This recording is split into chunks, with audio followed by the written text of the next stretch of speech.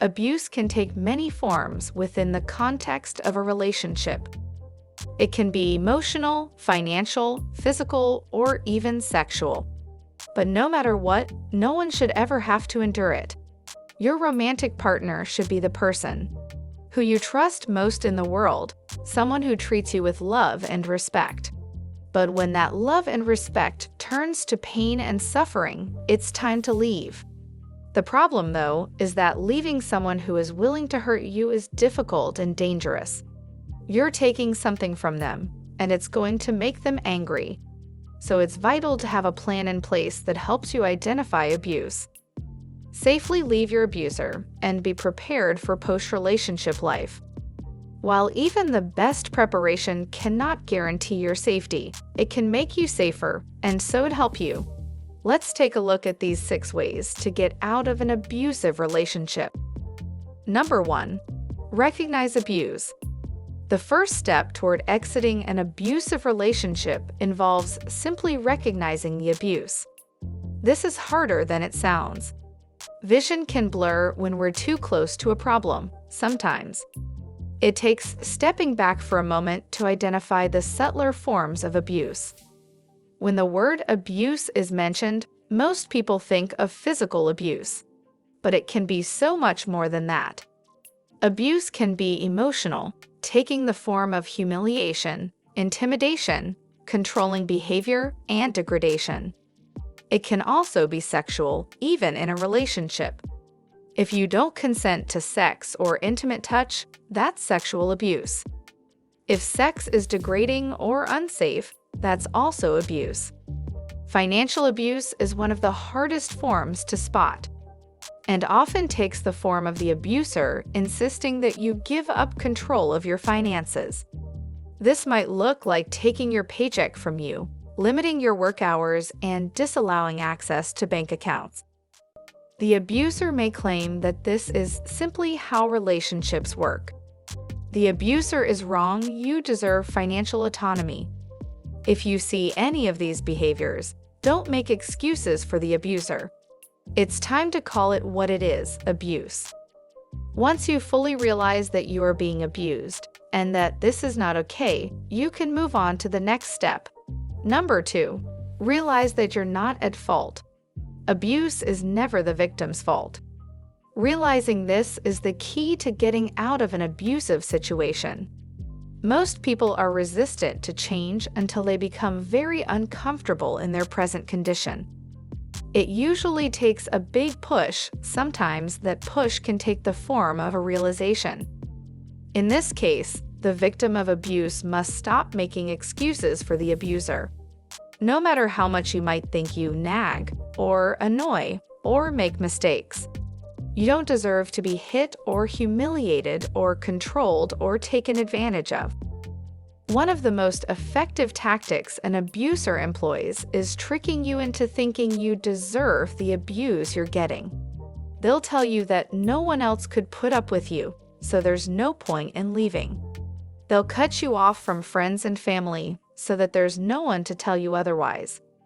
None of this is your fault, and you deserve better. So if you see the signs of abuse from the previous slide, take the time to realize that it's not your fault. Realize that it's okay to leave, and you'll find your motivation to do so. Number 3, document everything. Documenting abuse is incredibly important if you're married or have children. You'll need that evidence later to ensure that you and your children receive adequate protection. In addition to this, many abusers seem like wonderful people to the outside world. If you can dispel that illusion, you may protect others from abuse. Documentation can be as simple as a series of journal entries describing and dating each instance of abuse.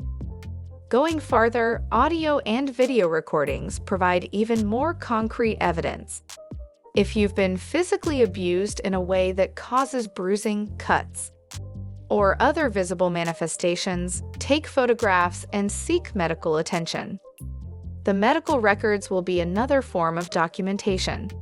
Keep this evidence in a safe place, preferably in a place that is safely away from the abuser. such as your workplace or at a friend's home.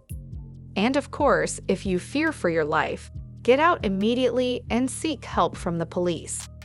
If you end up facing your abuser in court, you'll have all you need to get a restraining order, to win custody of children, or to simply put the abuser in jail. Number 4. Pack an emergency bag. If you're in a relationship with an abuser, you need to be ready to leave at a moment's notice. You can do this by packing an emergency overnight bag that contains clothing, toiletries, money, any medication you may be on, and copies of any keys you might need. You may also wish to keep a folder of your legal documentation, such as your birth certificate and social security card. Include anything else you think you might need while away from home.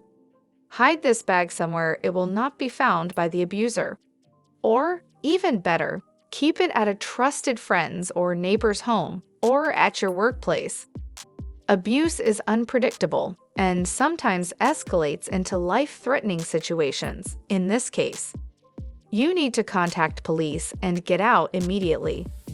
In cases like this, your emergency bag will ensure that you can get out quickly without having to search for your vital items. Number 5. Set money aside. This is especially important if you don't have much work experience, or if your abuser controls your finances. Abusive relationships inevitably end, and you don't want to be left with nothing when you're heading out the door in the middle of the night. If your abuser tightly controls your finances, you may only be able to save a small amount each week. Do it anyway. Save whatever you can and stash it away in your emergency bag. If you have little job experience, or if you had worked outside the home, it may be wise to begin building up a few job skills so that you can support yourself. Get reading and start applying so that you can have a source of income once you leave. Try to set aside enough money for at least a month's worth of expenses, and more if you can. It can take a long time to legally free your money from an abuser through the court system. Don't leave yourself vulnerable. Financially prepare for the end of your relationship with an abuser. Number 6. Alert friends and family. If you're in an abusive relationship, you need your support structure now more than ever. These are the people who need to know each and every time you're subjected to abuse. They're the ones who you need to be able to rely on if you must leave suddenly and need food and shelter. These are the people who will emotionally support you and tell you that something is wrong when you can't see it for yourself. Unfortunately, the first thing many abusers do is to cut their victims off from their supports, weakening them through isolation. The abuser's voice then becomes the only voice in the victim's life. Don't let this happen to you. All of us need multiple people in our lives to fill multiple roles. No one can be your everything, although an abuser will claim to be. Stay in contact with the important people in your life, and they'll be there to help you when and if a crisis arises. You'll be able to rest assured that if the worst happens, you'll have somewhere to go and have someone who cares about you. Number 7. Leave and disengage. In the end, leaving your abuser is the way out of an abusive relationship. And this isn't just physical. A victim should totally disengage from his or her abuser. This means you don't take the abuser back. This means you don't allow him or her to make excuses. Sometimes, an abuser will return to a victim with anger and harsh words. But other times, they'll return with flowers and apologies. This last is even more dangerous. If an abuser can get a victim back into their home, they once again have control and may seek to punish the victim for leaving. If you get out, stay out. Do whatever you must to keep the abuser away from you, including blocking them on social media, changing your phone number, or even getting a restraining order. Remember, this person has hurt you over and over. They intentionally hurt someone they supposedly love. They're not going to stop. They're not going to change. And if you let it, the abuse will continue getting worse. If you know things are dangerous, carefully pick the time you leave. Make sure that the abuser won't realize you're gone for a while. Ensure also that your phone does not have a tracker installed. If you feel that leaving is simply too dangerous, call the police and allow them to escort you out. So if you find yourself in an abusive relationship of any kind, leave, disengage, and go rebuild your life. Moving on. Abuse leave a deep psychological mark, but that mark doesn't have to become a debilitating scar. If you've recently left an abusive relationship, seek help. See a counselor and draw your loved ones close. Don't dwell on the past, but work to ensure your success in the present. Above all, remember that you are valuable, and that your experience has in no way lessened that value.